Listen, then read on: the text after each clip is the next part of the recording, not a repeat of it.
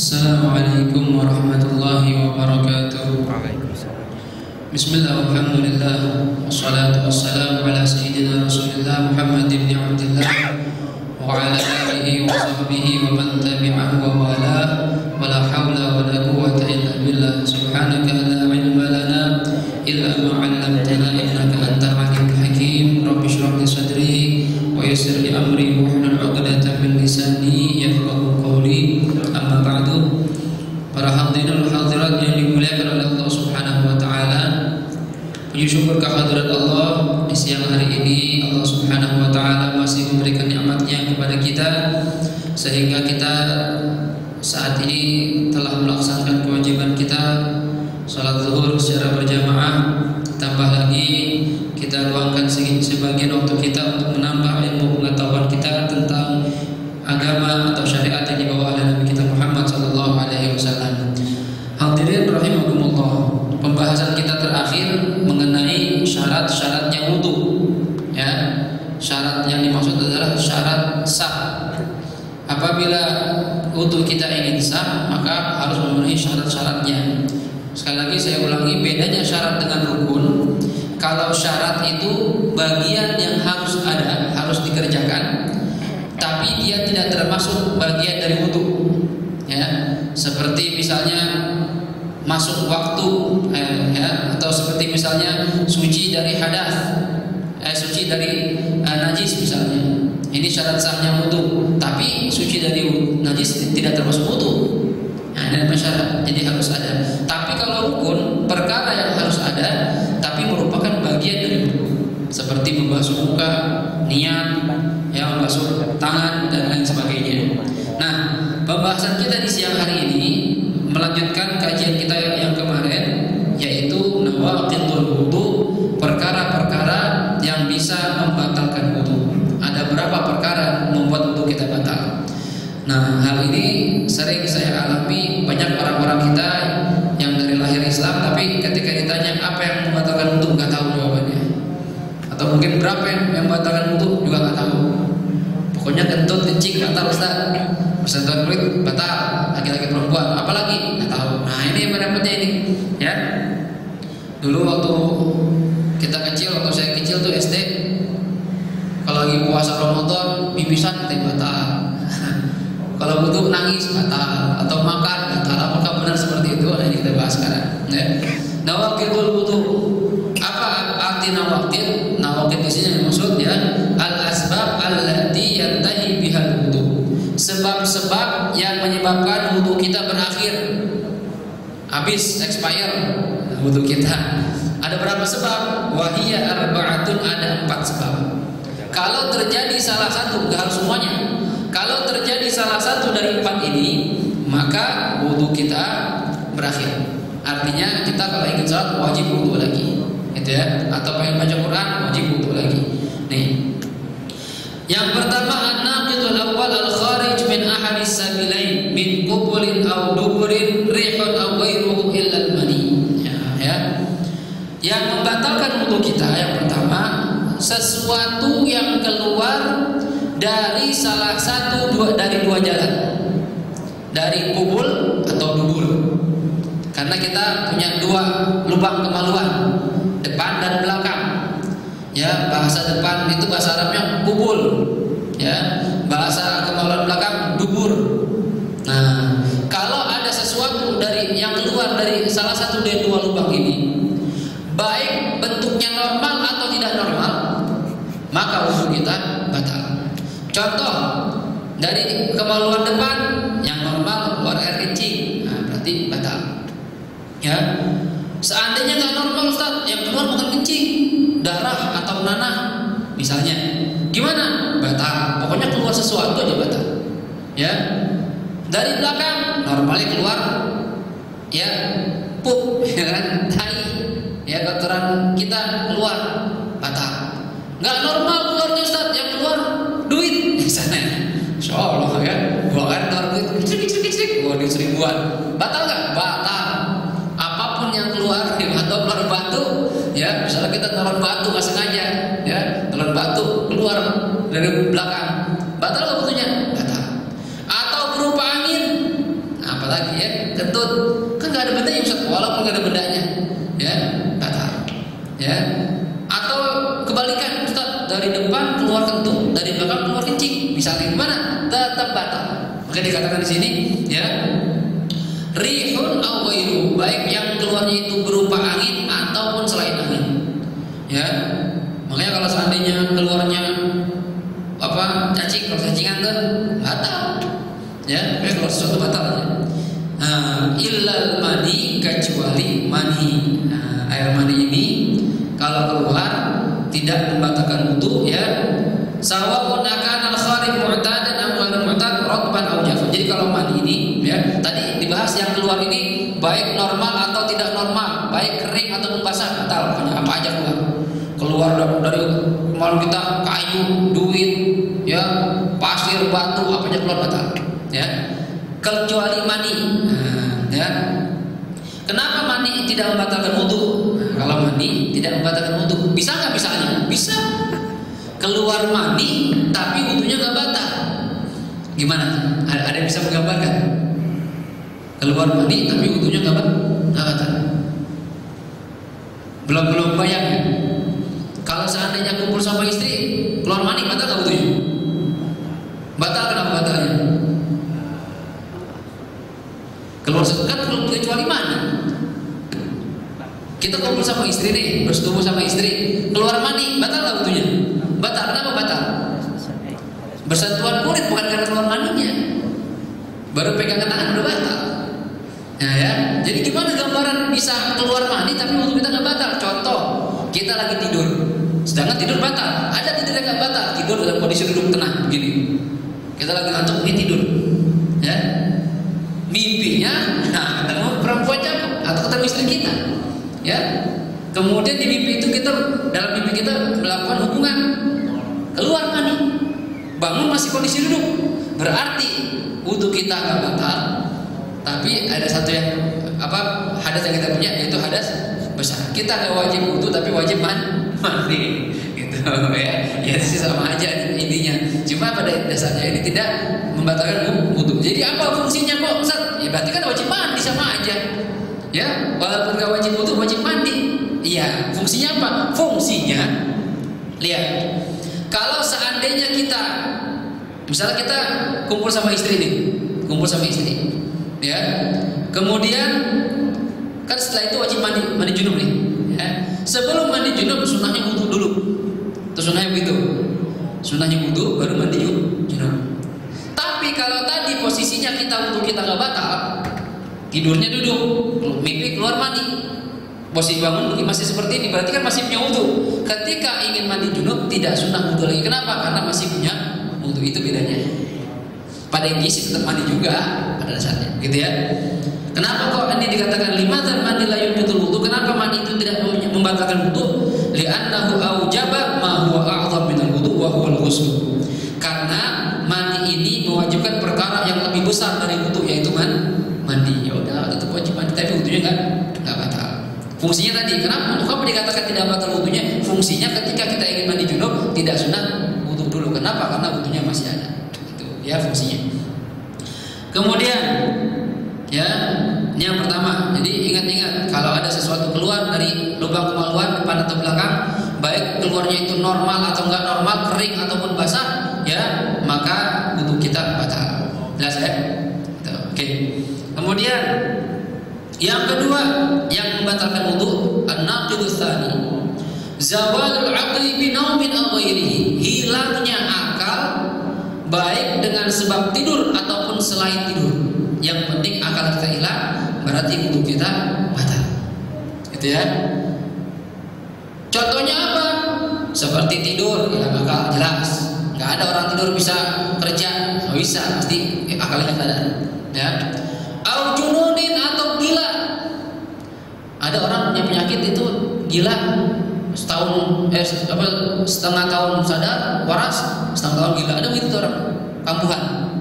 Nah, ketika dia misalnya wudu nih, pengen sholat zuhur, tiba-tiba pas belum sholat datang penyakit gilanya, gila lagi dia, maka wudunya batal. Karena gila ini menyebabkan gila akal.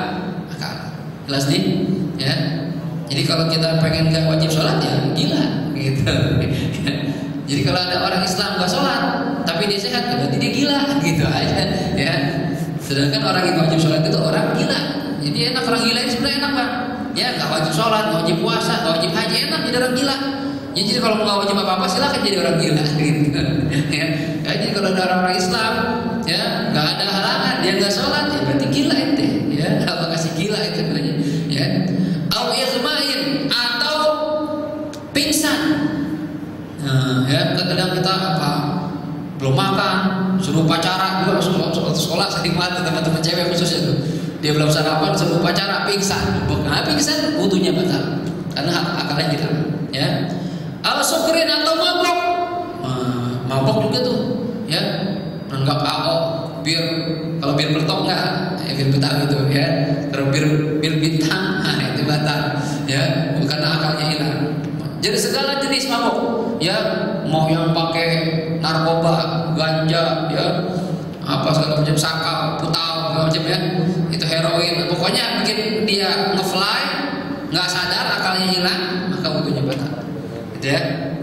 Jadi kalau ada orang mabok, ya, preman mabok tapi masih ingat sholat, sambil mabok dia sholat, nah, ya, gimana nih? Nggak sah wudu sholatnya, kenapa? Wudunya batal, gitu ya. Au nahwi dzalika atau selain itu yang penting hilang akal seperti apa? Misalnya seperti ayan. Nah, ada penyakit ayan tuh. Kadang nggak sadar itu, ya, sampai apa mukanya nempel ke tanah gitu, ya, kayak orang surupan. Hilang akalnya, wudunya batal. Gitu ya. Nah, ini segala sesuatu yang menyebabkan akalnya hilang berarti wudunya batal, ya. Kecuali kalau tidak tidur. Kalau tidur tadi batal nih, ya. Bagaimana kalau ngantuk? Nah, kalau ngantuk ini belum tidur, jadi belum membatalkan sholat, belum membatalkan wudu. Beda nggak? Beda. Ya kita juga bisa ngerasain.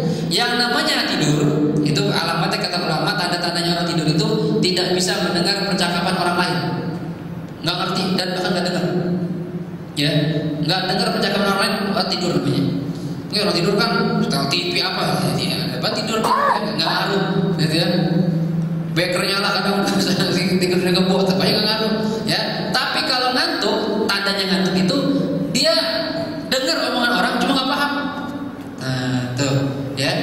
Karena kalau ngantuk kita kadang mesti dengar saya tapi apa tuh? Ya karena kita ngantuk, kita nggak paham, itu namanya ngantuk. Dan salah satu alamat tidur juga mimpi. Ah, udah mimpi pasti tidur. Nggak usah, saya nggak tidur, ya, cuma ngantuk doang. Tapi saya tadi mimpi ketemu si fulan, itu tidur namanya. Ya, kalau udah mimpi ada pasti tidur. Makanya silakan mimpi itu kembang tidur, gitu ya. Nah ini, jadi kalau masih ngantuk ini tidak batal, ya. Makanya kalau kita sholat itu kadang ada tuh, ya, sambil ngantuk-ngantuk gitu, kalau subuh apalagi gitu. Waktu di pondok tuh ya, yang santri bangun siang, ya, ini sholat sambil ngantuk tuh. Goyang-goyang gitu, ya. Ini belum batal karena masih ngantuk, belum tidur. Ya kalau udah tidur batal sholatnya, ya, karena wudunya batal. Nah, tapi ada jenis tidur yang tidak membatalkan wudu. Nah, jadi kalau bapak pengen wudunya tetap sah, tapi bisa tidur, gimana cara tidurnya? Ada caranya, ya. Yaitu illa binaumin qa'idin mumakkinin maq'adatahu min al-ardh. Kecuali tidurnya orang yang duduk dan dia pantatnya menempel di tempat duduknya, ya. Ntar ada syarat-syaratnya nih. Dan bangunnya nanti syarat berikutnya ntar dalam posisi yang sama. Jadi syaratnya ada 4 yang sering dikatakan. Yang pertama, an yakuna bimakkinan maq'adatahu min al-ardh. Bi an takuna maq'adatahu, ya, multasiqatun bil ardi bihaitsu la yumkinu khuruju rih. Ya. Dikatakan tidurnya duduk yang benar, ya, yang tidak membatalkan wudu apabila pantat kita ini, ya, itu nempel sama tempat kita duduk. Kayak gini nih. Ini kan gak ada halang nih kan? Ini kita duduk begini nih. Soalnya misalnya Jumatan sering tuh ya, kepala ada khutbah. Ya, atau orang datang khutbah Jumatan mau masuk kalau tidur atau masuk dengan khutbah itu. Ya tidur dari awal datang. Awal datang jadi pojokan ya. Ya, jadi pojok, kira pojok masuk awal ngapain? Ini mau sederan ya. Ya, dan sederan ya. Nah ini kalau tidurnya duduk posisinya gini, walaupun ngiler, wudunya gak batal. Cuma ntar pertanyaan, ngiler najis apa enggak? Itu pertanyaan. Karena air yang keluar dari mulut kita ini ada bermacam-macam hukumnya. Kalau ludah kan najis. Kalau liur yang berasal dari masih dalam mulut kita seperti ludah itu najis. Cuma sudah kalau keluar dari dalam yang baunya amis, itu najis. Itu ya. Jadi kalau Bapak mau tidur misalnya di masjid Jumatan tidur ya jangan sampai ngiler dah. Walaupun terbutuh juga batal tapi kena najis repot ini celananya ya. Atau ininya harus dibasuh dulu ya. Jadi syaratnya tidur kita nggak batal kalau pantat kita langsung menempel dengan tempat duduk kita. Dan tempat duduk ini nggak harus ubin ya, di karpet kan tempat duduk ini bukan nempel lagi. Atau di bangku orang yang sholatnya udah nggak bisa dapat diri atau duduk dengan sempurna, dia pakai bangku pakai kursi roda sama ya. Pokoknya pantatnya nempel sama tempat duduknya itu syarat pertama. Tidur orang yang duduk dan pantatnya menempel di tempat duduknya. Kalau pantatnya nggak nempel, ya, kalau pantatnya nggak nempel, berarti tidurnya membatalkan wudu. Contoh gimana? Duduknya jongkok. Dengar khotbah begini. Ini kan ada jeda ya. Misalnya ada orang begitu tuh, ya tidur dengerin khotbah atau tidurnya jongkok, ya. Biasanya kalau di pondok itu kalau ngaji kamar mandi tuh, lama tuh baru bangun tidur. Aduh, udah jongkok dia tuh sampai tiduran dah. Nah, jadi kalau punya wudu batal wudunya karena pantatnya tidak menyentuh dengan tempat duduknya, ya. Jadi syarat pertama kalau mau tidak batal wudunya, tidurnya duduk dan pantatnya menempel dengan tempat duduknya, ya. Syarat kedua, an yakuna mu'tadilal khilqah. Orang yang tidur ini kondisi tubuhnya ini normal, artinya tidak kurus banget, tidak gemuk banget. Gitu ya. Nah, kok bisa gitu Ustaz syaratnya? Iya. Karena kalau orang normal, ini ketika dia duduk pantatnya nempel sama tempat duduknya, maka duburnya akan merapat. Apa udah kejorok nih? Ya kayak kita nih. Ini kita aja kentut nggak bisa ketahan. Susah kalau kita kentut begini, paling kalau kita kentut gini. Nah, kita akan dikit karena itu rapat itu tuh. Cuma kalau orang gemuk banget, super debrot ya, atau kurus banget nggak ada dagingnya di alang-alang, itu dubur tetap terbuka. Kalau gemuk banget malah begitu kebuka, kurus banget pun nggak ada yang menghalangi dia. Nah, jadi kalau terlalu gemuk, terlalu kurus, ini juga walaupun tidurnya dulu nempel pantatnya tetap batal karena tidak mu'tadil khilqah. Apa kondisi tubuhnya tidak normal, gitu ya. Nah, cuma alhamdulillah kita yang di sini insyaallah normal semua nih. Jika gemuk banget ya kurus banget gitu ya. Repot kalau gemuk banget repot. Dia naik pesawat harus yang VVIP. Ya kurus banget juga repot. Dikatain mulutnya cungkring. Ya makanya kita insyaallah badan yang normal sehat-sehat aja gitu ya. Kemudian syarat berikutnya ya an yastayqidu 'ala al-hala allati nama 'alaiha. Kalau ingin wudu kita tidak batal, maka disyaratkan ketika bangun tidur posisinya masih sama seperti ketika dia tidur. Artinya nggak berubah. Contoh ya, tapi kalau berubahnya dalam kondisi mirip-mirip dong nggak masalah. Tidurnya begini nih, bangunnya begini, itu nggak masalah. Cuma kalau tidurnya begini, tidur betul. Bangun rebahan, namanya ngantuk banget ya. Wah bangun lagi tidur rebahan, batal wudunya. Walaupun nanti tidurnya dalam kondisi duduk, tapi bangunnya dalam kondisi berubah, udah nggak lagi ini membatalkan wudu. Jelas ya? Jadi syarat ketiga harus bangun dalam kondisi sama seperti ketika ini tidur. Syarat terakhir yang keempat ya, an la yukhbirahu ma'sum 'inda ramli ya wa yakfi 'adun 'inda hajar. Tidak ada orang yang memberitahu dia bahwa keluar tadi dia ketika tidur keluar sesuatu dari pantatnya tertutup misalnya. Ya, dan yang memberitahu ini ulama beda pendapat. Harus orang ma'sum, ada yang mengatakan harus orang adil. Kalau ma'sum itu nabi, nah, ya, sedangkan nabi udah gak ada sekarang. Ya, atas sebagian ulama mengatakan enggak harus nabi. Yang penting orang itu adil. Adil di sini adalah orang, apa yang dikatakan adil di sini? Orang adil adalah orang yang tidak melakukan dosa besar, ya, dan tidak terus-menerus melakukan dosa kecil, dan taatnya lebih banyak dibandingkan maksiat. Ini orang adil. Ya karena kalau orang yang nggak maksiat nggak ada, para ambiya, para rasul. Kalau kayak kita pasti dosa, cuma nggak terus-terusan gitu, ya. Kayak kita nih nggak ada yang punya dosa, coba siapa? Ya semua pasti punya dosa. Tapi dikatakan adil atau enggak? Kita lihat tadi orang adil itu nggak melakukan dosa besar, nggak zina, nggak mabuk, nggak bunuh, nggak durhaka sama orang tua, namanya dosa besar, banyak jenis-jenisnya, ya. Dan tidak terus-menerus melakukan dosa kecil, artinya dia dosa, berbuat dosa tapi ya nggak terus-terusan, nggak dijadwalin gitu. Karena orang dosa itu dijadwalin, ya. Kalau sore udah siap-siap pinggir jalan nongkrong, karena banyak anak kos-kosan lewat. Kosan kayak segini, dia apa udah jamnya tuh? Bukan jam 4 sampai jam 5 gue di sini aja ngeliatin paha, nungguin paha dijadwalin, ya. Ini atau pokoknya setiap hari harus ke mall, karena ke mall kalau cewek-cewek pakai cakep, cowok baju seksi, dijadwalin ke mall tiap hari, namanya terus menerus tuh kalau begitu, itu namanya nggak adil. Kalau kayak kita misalnya nih, ya suatu hari perlu ke mall, mau beli kebutuhan. Oke, mall tiba-tiba di mall lihat macam-macam cewek, ya namanya mall kan orang macam-macam, bukan masjid, ya. Yang pakai yang begini, yang pakai celana pendek, ya BH-nya kelihatan, kita lihat juga tuh, ya. Gimana itu? Dosa, ya. Beli kalau kita pantengin, wah dosa. Tapi nggak terus-terusan, dan dia istighfar minta ampun, Nabi Allah tadi dosa, minta ampun Allah, astagfirullah gitu. Nah, itu namanya masih dikatakan hadir, ya. Kan ada orang maksiat terus-terusan kagak pernah istighfar. Demen katanya tuh, besok apa lagi yuk, cocok cewek nih, besok renang, ada aja dicari tuh, ya kagak puas-puas, nah ini mana gak adil. Kalau kayak maksiat tapi dia nggak terus-menerus dan istighfar minta ampun tuh masih dikatakan adil.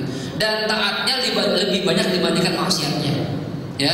Ini orang nih, ya sholatnya rajin, masih suka sering hadir majlis taklim, dikit masih demen, ini memang adil. Karena ini adil ini nanti termasuk syarat sebagai saksi pernikahan harus adil, saksi perdagangan harus adil, saksi utang piutang harus adil, harus syarat. Makanya kalau kita nikah, ya kan syaratnya minimal mazhab Syafi'i 2 orang, disyaratkan harus orang adil. Makanya orang kita biasa kalau mau nikah kan manggil kiai, manggil ulama biar ada orang solehnya gitu maksudnya, supaya ketika lagi akad sah akadnya. Nah, kalau yang nikah preman, ya sama temennya, saksinya preman semua, tukang mabuk, ini nggak sah nikahnya tuh. Ya, kita nggak ada yang adil, tukang mabuk semua, tukang judi, ya, grup preman yang nikah, ya jangan, ya. Jadi ini kembali ke sini, termasuk syarat, ya tidur tidak membatalkan wudu. Apabila kita tidur, kemudian ketika bangun tidak ada orang adil yang memberitahu tadi kita keluar sesuatu dari tubuh kita. Kalau saatnya saya tidur begini, ya tidur, walaupun mimpi nih, bangun-bangun atau lagi khutbah, ya khutbah saya tidur nih. Tidur sampai komat, Allah Akbar, bangun ada di bawah sama sebelah, apa bangun kita, pas bangun posisi masih begini, ya kan nggak batal nih, pantat nempel, duduk posisi masih sama, tapi pas kita pengen sholat, teman kita sebelah wudu lagi, mau ngapa? Tadi lu tidur ketut, gede banget, nah berarti ada orang adil, dari orang yang adil ya, maksudnya nggak suka maksiat ya, nggak orang baik dah gitu ya. Bilang betul lagi apa? Tadi ketut yang benar. Iya, kalau gua samping lu. Kalau nggak kenal ya? Kalau nggak kenal. Walaupun nggak kenal, tapi kelihatan apa zahirnya baik, gitu ya. Cuma kalau misalnya kelihatan preman gitu, ya, pentingan, ya, lakuan itu, ya, zahirnya kalau lihat zahirnya itu nggak orang kurang adil namanya, tidak adil. Itu nggak harus dipercaya. Cuma kalau orang normal kayak kita nih, ya, walaupun nggak kenal. Pak, betul lagi Pak. Kenapa? Kan saya tidur. Iya tadi Bapak ketut. Bener. Iya kan saya sebelum Bapak saya dengar. Kalau begitu gimana? Wudu lagi. Karena ada orang adil yang memberitahu bahwa tadi keluar sesuatu dari tubuhnya. Jelas kira-kira nih? Ya. Ini syaratnya keempat. Jadi syaratnya itu kalau tidurnya pengen nggak batal, tidurnya duduk, ya. Kemudian duduknya itu pantatnya nempel sama tempat duduknya, ya. Kemudian syarat kedua orangnya tubuhnya normal, nggak terlalu gemuk, terlalu kurus, sedang-sedang aja, ya. Dan bangun dalam kondisi masih sama seperti ketika tidur, ya. Kemudian tidak ada orang adil yang memberitahu bahwasannya dia tadi ketut. Kalau ketut, dia jelas kayak gini nih. Nah, ini syaratnya tidur. Jadi kalau Anda pengen tidur, penuhi syarat ini baru gak batal, gitu ya. Tapi usahakan kalau lagi khutbah jangan tidur. Nah, ini kesempatan khutbah kan seminggu sekali orang. Itu tujuannya khutbah itu hadir Jumatan itu dengerin khutbah salah satunya. Nasihat mingguan. Tubuh kita kan perlu siraman rohani. Ya, tiap hari kita makan sehari 3 kali, kadang 4 kali, kadang 5 kali. Ya, belum lagi snacknya, belum permen, macam-macam. Tapi yang rohani ini kagak pernah disiramin, mati dia. ya dengarnya musik dulu, ya didengar ya nunggu bus, setel musik sini, ya lagi istirahat habis kerja setel musik lagi. Ini kapan dengerin Quran, kapan dengerin nasihat? Ini butuh nih supaya iman kita bangun, supaya iman kita naik terus hidup. Ya minimal kalau bisa tiap hari ada pengajian, ya seminggu sekali dah. Ini udah seminggu sekali tetap aja tidur. Itu udah jadi apa itu? Ya udah pengajian gak mau hadir, Jumatan hadir tidur. Ya sah-sah aja sih ya. Yang penting ada 40 orang yang dengerin khutbah, yang lainnya tidur semua. Misalnya yang 200, yang dengar khutbah 40, yang 160 tidur semua. Ya sah-sah aja, penting 40 orang dengar khutbah. Ya cuma ya jangan begitu juga, gitu ya. Ini seminggu sekali ya tidur ya dengerin ya, siapa tahu ada ilmu manfaat di situ, gitu ya. Nah kemudian yang kedua, jadi yang membatal wudu saya ulangi, yang pertama keluar sesuatu dari antara salah satu dari dua jalan, ya bentuknya apa saja, kering atau basah, normal atau nggak normal, kecuali mandi.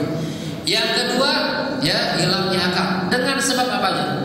Tidur, mabok, pingsan, gila, ya dan lain sebagainya, hilang akalnya, maka hukum wudunya batal kecuali tidurnya orang yang duduk dengan syarat-syaratnya. Ya. Yang ketiga, iltiqa'u basyaratai rajulin wa imra'atin kabiraini ajnabiyaini min ghairi hayal. Yang membatalkan wudu juga adalah bertemunya dua kulit. Nah, jadi syaratnya kulit. Artinya kalau bukan kulit yang ketemu, maka wudunya enggak batal. Ya. Dua kulit basyaratai, ya ini dua kulit manusia. Artinya kalau kita megang kambing betina nggak batal karena bukan manusia. Ya. Bertemunya dua kulit dan dua-duanya manusia. Syarat ini, ya harus kulit. Nanti kita bahas. Selain kulit apa? Nanti kita bahas. Harus kulit manusia. Rojulin wa imra'atin. Syaratnya yang satu laki, satu perempuan. Artinya kalau laki sama laki nggak batal, perempuan sama perempuan juga nggak batal. Bagaimana kalau bencong Ustaz? Bencong itu ya sebenarnya laki-laki, maka dia hukumnya tetap laki-laki walaupun gayanya kayak perempuan. Kecuali bencong dalam istilah fikih ada khunsa. Khunsa itu adalah orang yang tidak punya alat kelamin, cuma lubang doang, atau orang yang punya dua alat kelamin dan gak jelas dia laki atau perempuan. Nah, dua-dua berfungsi misalnya, ya kan berarti bingung ini laki atau perempuan. Vaginanya ada, penisnya ada, wah berarti ini bingung nih. Nah ini namanya khunsa muskil, khunsa yang membingungkan. Itu ada, tapi nggak semua orang begitu. Kalau bencong yang ada di Taman Lawang itu laki, bukan perempuan, bukan khunsa muskil, bukan. Dia laki cuma bergaya perempuan. Ini yang dikatakan kata Rasulullah, Allah melaknat ya laki-laki yang bergaya seperti perempuan, perempuan yang bergaya seperti laki-laki. Itu adalah orang kaum yang dilaknat oleh Allah Subhanahu Wa Taala. Hati-hati nih, ya kita nggak usah gaya-gaya perempuan, ya pakai baju kayak perempuan, gayanya kayak perempuan. Alhamdulillah itu Allah paling marah itu. Ente udah dijadikan laki, jadi laki udah. Perempuan. Yang enggak ini bisa diciptakan Allah yang pengen begini, Allah yang pengen ente yang gara-garanya. Ya, walaupun Allah kehendak semua atas kehendak Allah, cuma kita harus usaha juga. Maksudnya laki jangan kayak perempuan dong, gitu ya. Perempuan juga gitu, jangan kayak laki. Mau yang emansipasi wanita. Oh sama. Makanya saya kadang bingung digembar-gemburkan ini Ibu kita Kartini. Terkadang saya berpikir ini emansipasi dalam hal apa ini? Ya, emansipasi wanita ini kan bawaan orang-orang kufar ini, orang-orang barat. Islam justru memuliakan wanita. Boleh nggak perempuan ngaji? Bukan nggak boleh, bahkan disuruh. Ya disuruh. Thalabul ilmi fardhatun ala kulli muslimin wa muslimatin, kata Rasul. Mencari ilmu itu diwajibkan bagi muslim dan muslimah. Jadi kalau tokoh emansipasi wanita dalam hal pendidikan, Islam sudah lebih dulu ngajarin. Ini enggak emansipasi dalam segala hal katanya. Bahkan saudara-saudara kita yang jil ini lebih dahsyat lagi. Perempuan kalau di Islam hak waris beda sama laki-laki. Anak laki dapat 2 bagian, perempuan 1 bagian. Ini dibilang wah ini enggak adil nih. Dibilang Allah enggak adil. Ya, kalau Allah enggak adil siapa yang? Ini bikin hukum Allah. Ya, zaman dulu Ustaz, memang laki-laki 2 bagian, perempuan 1. Zaman sekarang beda. Perempuan kerja, cari duit juga. Bahkan kadang gaji banyakkan istrinya, membiayain lakinya. Berarti kan kalau dapat warisan, ya harusnya sama. Nah, ini yang repotnya sekarang nih. pakainya logika doang, nggak pakai iman. Kalau hidup cuma dipakai nalar doang, pakai logika, Isra Mi'raj kita nggak beriman. Nggak mungkin orang nyampe ke langit 7, si khayal. Itu namanya nggak pakai iman. Cuma kalau iman yang berbicara, percaya. Ketika Allah menyuruh laki-laki 2 bagian, perempuan 1 bagian, imannya main, nurut. Tapi kalau imannya nggak main, lawan Allah. Nggak bisa nih. Masa abang anak orang paling tua sama anak yang paling kecil sama? Adik saya masih bayi, dia nggak tahu apa-apa. Saya ikut kerja sama babe, jual tanah, beli tanah tuh saya, hasil kerja saya juga sama babe tuh. Ya, jual daun, jual ini, beli tanah itu saya capek. Masa adik saya masih bayi, bagian sama. Nah, ini pakai logika. Jadi kalau berbicara iman, nurut sama hukum Allah. Makanya kalau kita orang tua kita meninggal dunia, ya, kalau kita jadi orang tua nih, takut anak kita ribut, takut anak kita nggak bisa nurut sama hukum faraid, baiknya sebelum meninggal dibagi-bagiin aja udah. Kalau nggak jadi ribut semua itu, karena sering kejadian nih, ya ahli waris nih, ribut yang tua merasa paling berhak, karena dia capek ngurus adik-adiknya, gua paling gede, ya, lu adik-adik dia gue yang atur, lu tenang, abangnya, padahal sama bagiannya. Makanya kalau kita sebagai orang tua, dia punya anak nih, kira-kira anak kita kalau dia pakai faraid nanti nih bakal ribut nih, padahal imannya masih kurang nih, ya, ikhlas sama Allah, nurut sama Allah masih kurang, langsung dibagi-bagiin. Saya punya guru begitu tuh, ya, udah usia udah tua nih, saya masih sehat, langsung dibagiin tuh, ya, di tanah sebetul, patente, ini, bagi semua tuh, anak udah rata, ya, udah meninggal tenang, anak kagak ribut. Cuma kalau anak yang soleh ketika meninggal dunia, ya aman. Kenapa? Karena dia akan nurut sama aturan Allah. Sering ribut nih masalah warisan. Saudara Pak, walaupun saudara kandung, cuma kalau urusan duit gak ada saudaranya. Benar gak kira-kira dulu?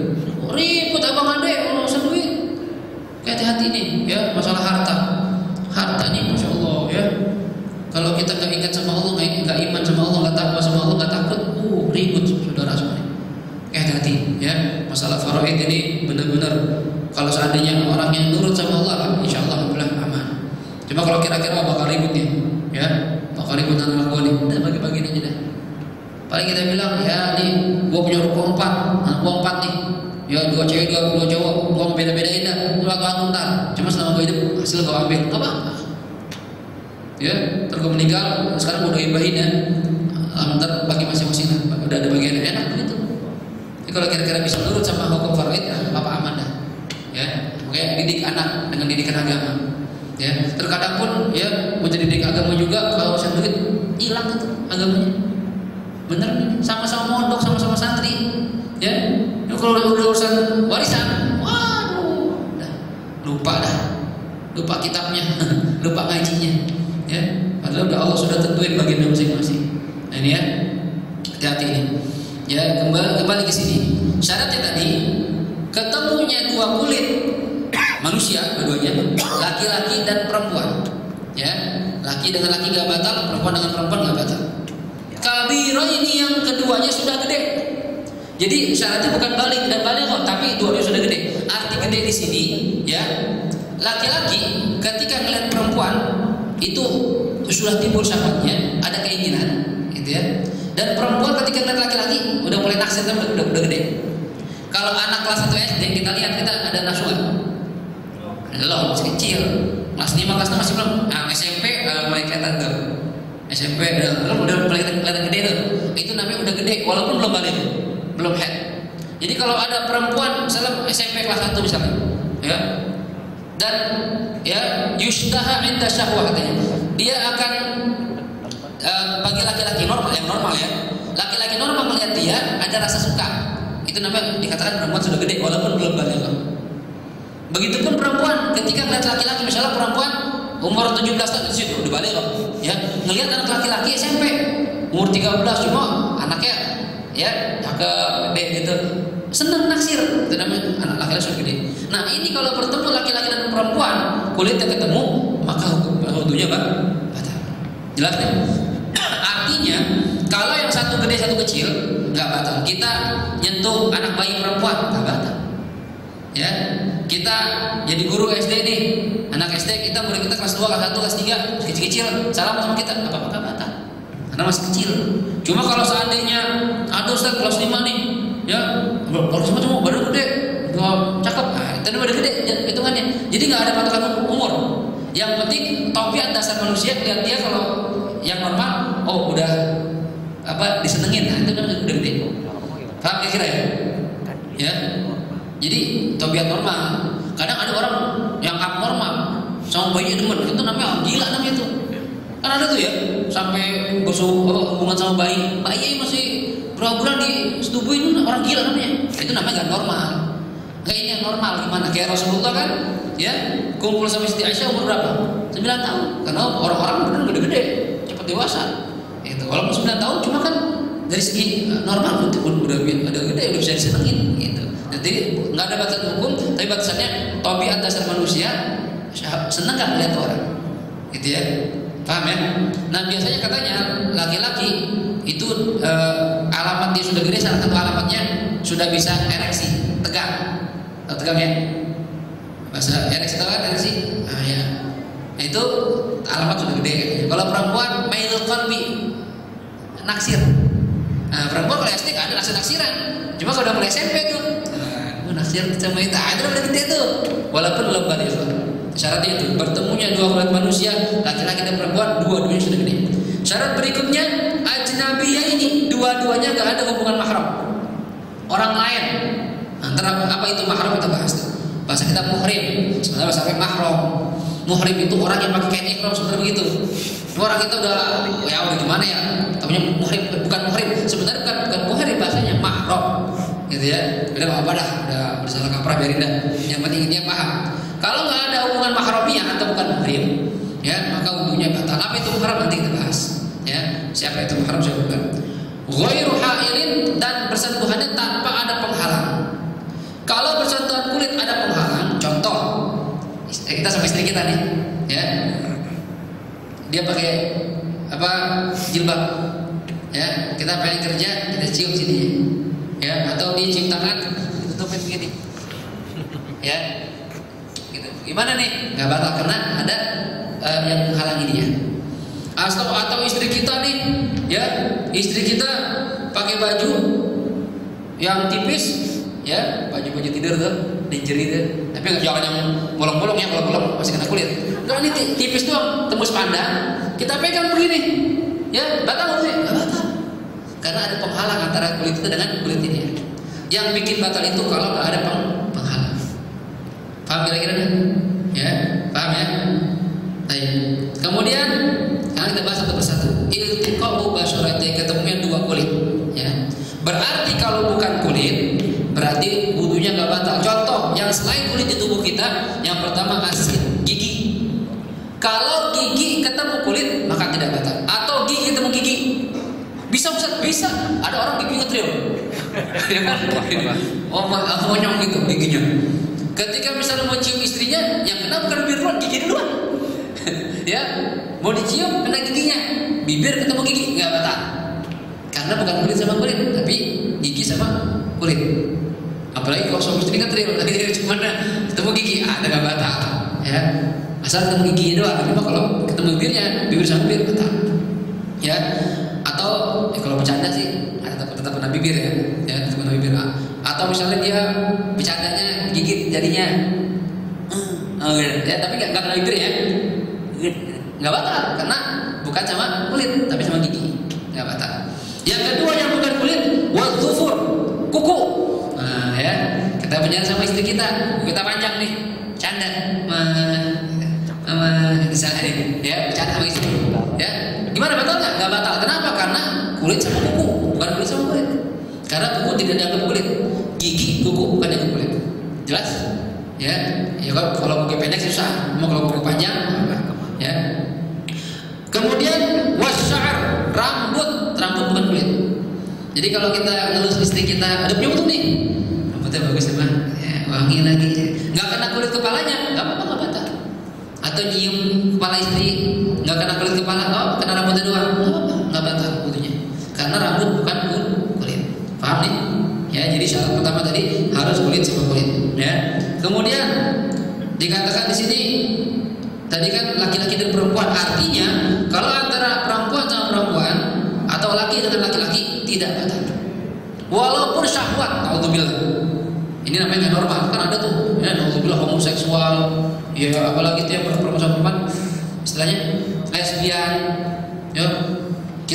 Saya salaman sama nggak ada syahwat saya. Kalau syahwat saya gila namanya, ya. Tapi ada orang yang begitu tuh, ya yang orang homo tuh pelukan laki sama laki, ngeliat juga nanjong banget tadi, ya. Jijik lihat saya laki-laki begitu, ya. Oh pantas banget, laki sama laki dia syahwat, dia nafsu. Ini walaupun dia sama-sama punya wudu nih, homo tapi pengen sholat juga, ya. Pegangan nih, nggak batal walaupun nafsu, karena syahwatnya tidak normal, nggak diambil dalam syariat. Dan berbuat seperti itu dosa, maksudnya laki-laki sama laki-laki, ya. Tapi kalau dia bersentuhan laki-laki dan sama laki-laki, walaupun syahwat nggak batal, ya. Karena laki-laki sama laki-laki atau perempuan sama perempuan, ya. Kemudian begitu juga kalau bersentuhan kulit laki dengan khunsa atau perempuan dengan khunsa. Tapi lihat, tadi saya katakan khunsa di sini adalah dalam istilah fikih orang yang tidak punya alat kelamin, cuma lubang saja, atau punya dua alat kelamin dan dua-duanya berfungsi. Jadi masih meragukan laki perempuan. Namanya khunsa muskil. Misalnya ada orang seperti itu nih, kita salaman sama dia, tapi dia kayak perempuan, ya apa laki-laki ya? Ini nggak batal karena masih meragukan. Ya, cuma kalau sudah jelas, oh dia punya dua alat kelamin, vagina sama zakar, tapi vagina yang berfungsi cuma zakarnya, kencing dari zakar sama oh itu laki-laki. Gitu ya. Nah ini sudah tidak muskil lagi, tidak membingungkan. Cuma kalau yang masih membingungkan tidak batal. Makanya dia kalau sholat itu dalam bikin soft, saatnya ada begitu, imam, terus laki-laki, khunsa, baru perempuan. Dia ada di tengah-tengah, laki enggak, ya. Kata Allah mudzabbina baina dzalika tulis Al-Qur'an. Ya, bingung antara keduanya. Ini enggak, gitu ya. Itu kita jangan jadi orang begitu, ya. Laki-laki, perempuan, begitu. Jangan laki perempuan gitu, ya. Ini syaratnya. Kemudian tadi syarat ketiga, dua-dua sudah gede. Gede di sini sudah mencapai batasan syahwat yang normal. Jadi nggak ada ukur, nggak ada batasan umur berapa, nggak ada. Patokannya orang umumnya gimana lihatnya? Yang normal. Oh ini gede sih, ya. Walaupun misalnya baru kelas 5 SD, tapi udah gede, badannya cakep ini. Ya tinggi boxer, berarti udah gede kan? Yang nggak ada batasan umur di sini ya.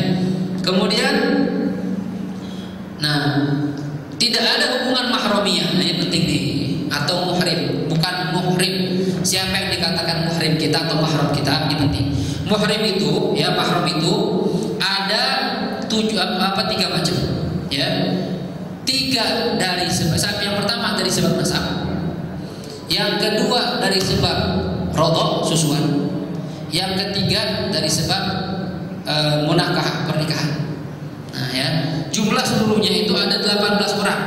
Ya, dalam Al-Quran itu kan Allah berfirman, hurrimat alaikum ummahatukum, diharapkan atas kalian ibu kalian. Ini muhrim kita berarti ini. Siapa itu muhrim? Muhrim itu pengertiannya atau mahram itu orang yang haram kita nikahi selama-lamanya.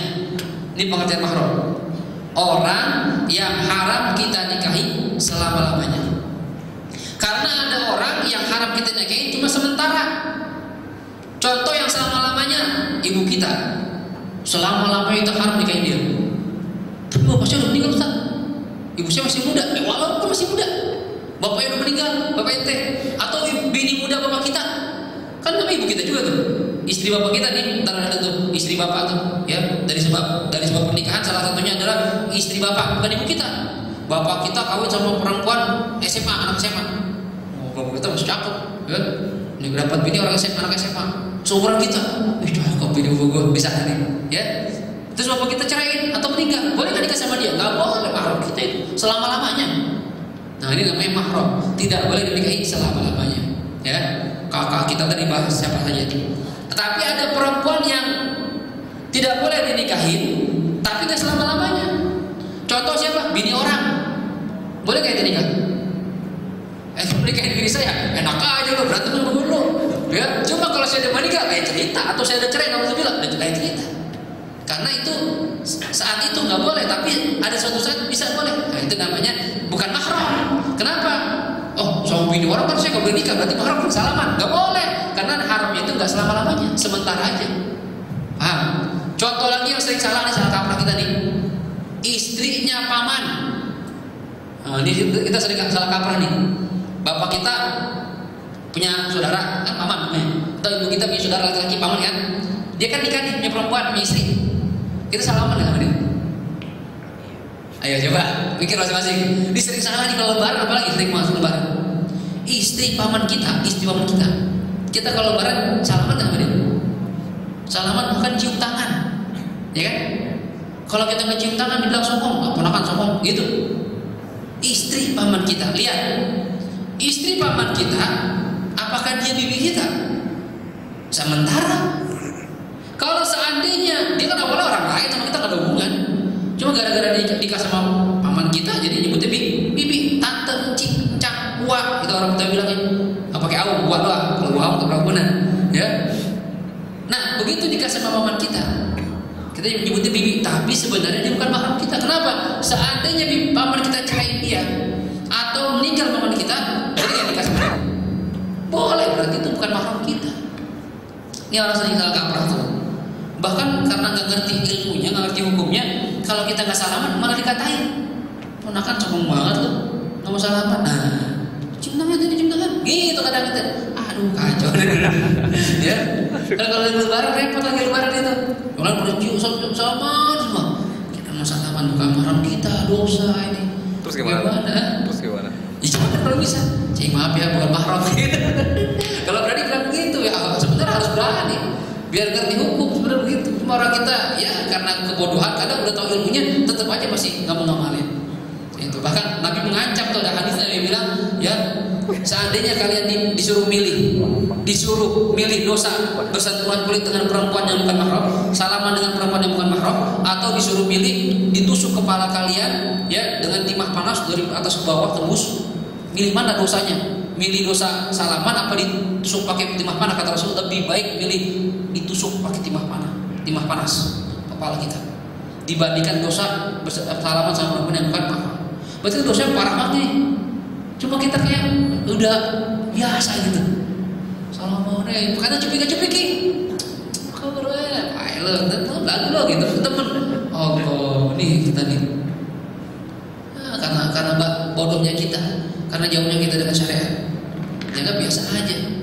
Ya, padahal udah temen lama, lagu tuh pakai mau salaman lo, soalin lo begituin kita.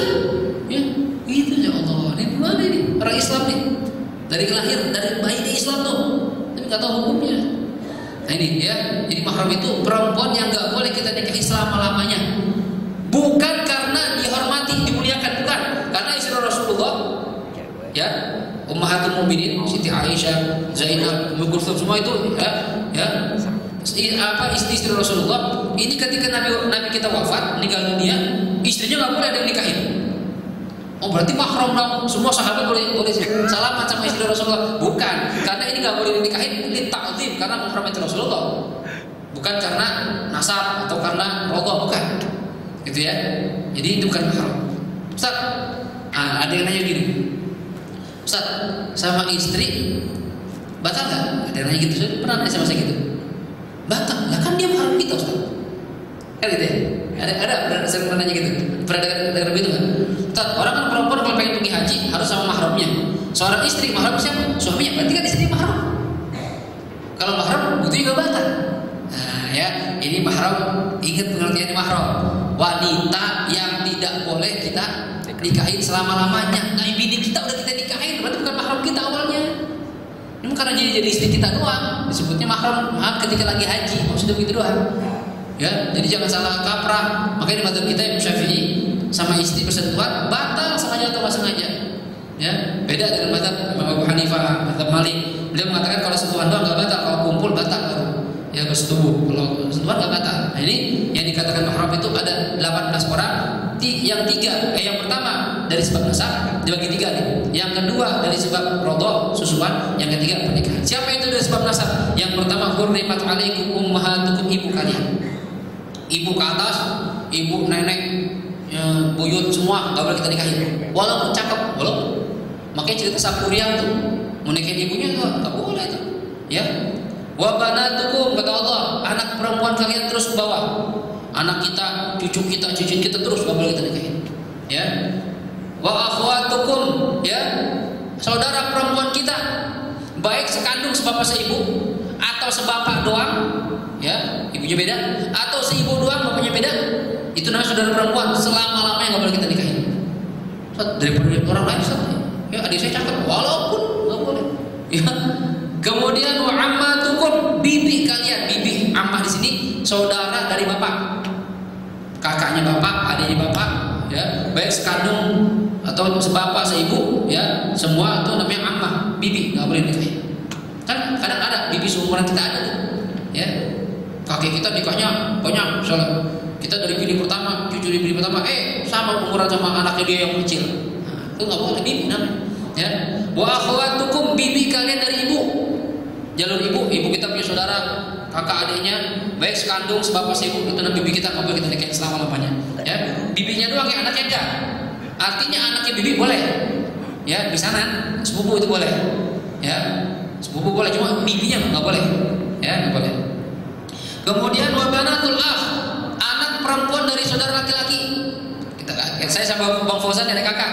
Bang Fauzan abang saya punya anak perempuan, itu ponakan saya, nggak boleh selama-lamanya. Terus ke bawah. Ponakan saya, anaknya ponakan saya, nggak boleh selama-lamanya. Mahram saya itu, dia cium tangan sama saya boleh, ya saya cium pipinya boleh nggak? Nggak dosa, ya nggak batal wudunya. Wabanatul ukht, anak perempuan dari saudara perempuan, ponakan dari kakak atau adik perempuan. Itu semua mahram. Ini dari nasab ada 7. Yang 7 lagi, ya 7 tambah 7 14. Yang 7 dari sebab rodok susuan. Nah, zaman kita daerah kita kan jarang. Cuma di Arab ini kejadian banyak. Jadi kalau kita punya bayi, biasa Arab itu apalagi zaman Rasulullah itu disusui sama perempuan lain. Nah, mungkin di kita ada begitu. Nanti kalau anak ini disusuin dengan syarat anaknya disusuin sebelum umur 2 tahun, ya, dan maksimal minimal 5 kali. Di mazhab Imam Syafi'i ini ada syarat-syaratnya, ya disusuin minimal 5 kali. Dalam bentuk apa aja? Bentuk apa? Masih cair, dicampur bubur, susunya campurin bubur, ya, atau dibikin es batu, susu dibukuin, es batu. Nah, susu juga kayak 5 kali aja. Mazhab kita Imam Syafi'i ini belum umur 2 tahun, maka itu jadi anak susuan dia. Berarti yang nyusuin disebut ibunya, sama kayak ibu kandung. Nggak boleh nikahin ibunya itu, ya. Kemudian nenek itu ibunya, ibu susuan kan nenek sebutannya, semua tuh ke atas. Kemudian di ibu kandung punya anak, berarti saudara kita nih, saudara susuan, nggak boleh selama-lamanya, ya. Kemudian ibu kandung, ibu susuan kita punya bibi, ini juga nggak boleh selama-lamanya. Saudara susuan kita punya anak, berarti ponakan dari anak saudara susuan, nggak boleh selama-lamanya. Ini 7 sama hukumnya, ya. Mahram dari sebab rodok susuan. Yang terakhir mahram dari sebab munakahatun musyahara, pernikahan ada 4. Jadi jumlah 18. 7, 7, 14, 4, 18. Siapa itu? Ummuz zaujah, ibunya istri. Haram selama-lamanya. Begitu kita akad nikah, qabiltu nikah, berarti ibunya itu berarti mertua kita kan? Ini haram selama-lamanya. Enggak ada istilah mantan mertua, enggak ada. Walaupun kita cerai, enggak ada. Tetap aja mertua kita itu. Dek, kita cerai nih sama istri kita atau istri kita meninggal dunia, ya tetap aja salaman nggak apa-apa, mahram kita itu selama-lamanya, ya. Kemudian bintus zaujah, anak perempuan dari istri, anak tiri. Kita nikah sama janda, janda. Nah, anaknya janda, istri kita sekarang nih, anak janda perempuan, ini mahram kita dengan syarat. Apa syaratnya? Kita sudah pernah kumpul sama istri kita, sudah pernah dukhul, bersetubuh sama istri kita, walaupun sekali, ya. Artinya apa? Artinya kalau saatnya kita belum sempat kumpul sama istri kita, kemudian istri kita ceraiin, nikah sama anaknya, masih boleh. Cuma bangetan nih. Misalnya contoh begini, kita nikah sama janda, ya kita kata dia punya anak, ya. Pas lagi akad nikah resepsi, datang anak saya dari luar negeri. Itu siapa? Anak saya belum kenal ya, dia nggak sempat pulang kemarin. Iya, cakep anak ya, cerai. Ini aja saat ini. Gimana nih? Nah, dia bilang gitu ya, sah, boleh, ya, boleh. Kenapa? Karena kalau anaknya istri itu haramnya ketika sudah dukhul, sudah kumpul sama istri, setubuh. Kalau belum, paham nih? Ya, jadi seperti anak sendiri kalau sudah kumpul sama istri kita, ya, nggak boleh kita nikahin selama-lamanya. Kemudian juga zaujatul ab, istri dari bapak kita, bukan ibu. Kalau ibu udah tadi dari nasab. Istri bapak atau istri bapak kita. Bapak kita anak suami istrinya 4, seret. Berarti kan kita punya ibu tiri 3. Itu ibu tiri itu Itu namanya mahram kita. Salaman nggak batal, ya, nggak apa-apa. Jelas nih. Walaupun udah cerai sama kita, ya. Apalagi bapak kita misalnya kawin cerai, anak istri ada sampai 20, 30, ya, itu semua mahram kita tuh, ya, mahram. Kemudian zaujatul ibn, istri anak kita, teman laki-laki nih, ya, teman laki-laki nikah, berarti kan mantu ya kita, ya? Menantu, itu mantu kita itu mahram kita selama-lamanya. Misalnya dicerai, gak ada keturunan ranjang, itu keturunan ranjang, turunannya ada saudara. Ini kalau bapak sama anak gak ada keturunan ranjang. Ya, itu mahram mantu selama-lamanya itu mahram kita. Jelas kira-kira nih? Ya. Nah, cuma kalau yang perlu kita perhatikan juga nih, saudara istri itu bukan mahram. Ini karena orang sering ipar, karena sering salah kaprah. Ipar itu bukan mahram. Kadang kalau udah ipar salaman biasa, ipar gua nih salaman. Enggak boleh. Misalnya istri kita meninggal, kita mau turun ranjang nikah sama adiknya, boleh. Kayak Sayyidina Utsman, ya ketika nikah sama anak pertama Zainab, meninggal ganti ruqyah, boleh, nggak masalah. Ya, makanya dikatakan Dzun-Nurain, orang yang memiliki dua cahaya, karena dapat anak Rasulullah dua. Gitu. Atau naik ranjang, kita meninggal, kakeknya ada, nikah sama kakeknya lagi, boleh. Atau cerai sama adiknya, nikah sama kakeknya, boleh. Ya, jadi ipar itu bukan mahram kita. Jadi hati-hati, nggak boleh salaman. Ya, nggak boleh berduaan di mobil anterin, nggak boleh, itu mahram bukan mahram. Ikhtilat nyampur dulu haram, dosa. Dan kita kadang ipar kayak kakak sendiri kita ya, nggak boleh sebenarnya. Ini yang perlu perhatikan nih. Jadi ada 18 perempuan yang mahram kita, yang haram kita nikahi selama-lamanya. Ini nggak batal wudunya kalau bersentuhan kulit dengan dia. Tapi selain itu wudu kita batal. Jelas kira-kira ini? Ya. Nah ini syarat-syaratnya tadi min ghairi ha'ilin, tanpa ada penghalang. Walaupun tipis, kalau penghalang tipis kayak plastik tembus pandang kita pegang nggak apa-apa karena ada penghalang.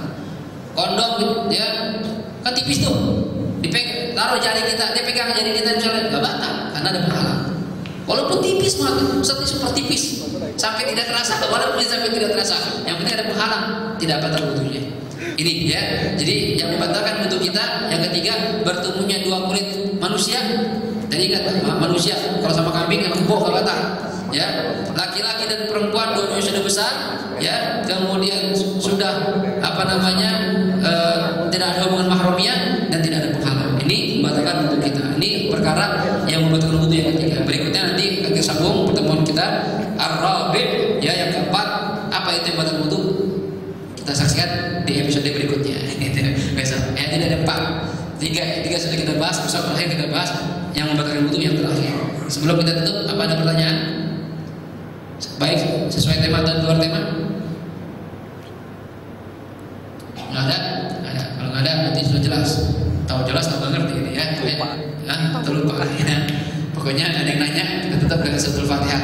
Mohon kepada Allah Subhanahu Wa Taala, ya, berharap mudah-mudahan ilmu yang kita dapat di siang hari ini bisa kita pahami, bisa kita amalkan dan menambah ilmu pengetahuan kita tentang agama kita, dan mudah-mudahan menambah cinta kita pada Allah, cinta kita pada baginda Rasulullah SAW. Dan kita mohon kepada Allah Subhanahu Wa Taala semoga Allah beri kita nikmat panjang umur dalam sehat walafiat, dalam taat pada Allah dan Rasulullah SAW, berbakti kepada kedua orang tua kita diberi rezeki yang halal, yang berkah, yang cukup, yang baik dan yang banyak, yang tidak menyusahkan hidup kita di dunia maupun di akhirat. Diberikan istri yang solehah, keturunan yang solehin dan solehah, dikabulkan semua hajat-hajat kita baik dunia maupun akhirat, dimatikan kita nanti dalam husnul khatimah. Ala hadhihi niyyah wa likulli niyatin solehah wa ila hadratin Nabi Muhammadin sallallahu alaihi wa alihi wasallam. Al-Fatihah. A'udzu billahi minasyaitonir rajim. Bismillahirrahmanirrahim. Alhamdulillahi rabbil alamin. Ar-Rahmanir Rahim. Maliki yaumiddin. Iyyaka na'budu wa iyyaka nasta'in. Ihdinas siratal mustaqim. Siratal ladzina an'amta 'alaihim ghairil maghdubi 'alaihim waladdallin. Amin. Astaghfirullahaladzim. Astaghfirullahaladzim. Bismillahirrahmanirrahim. Alhamdulillahirabbil alamin.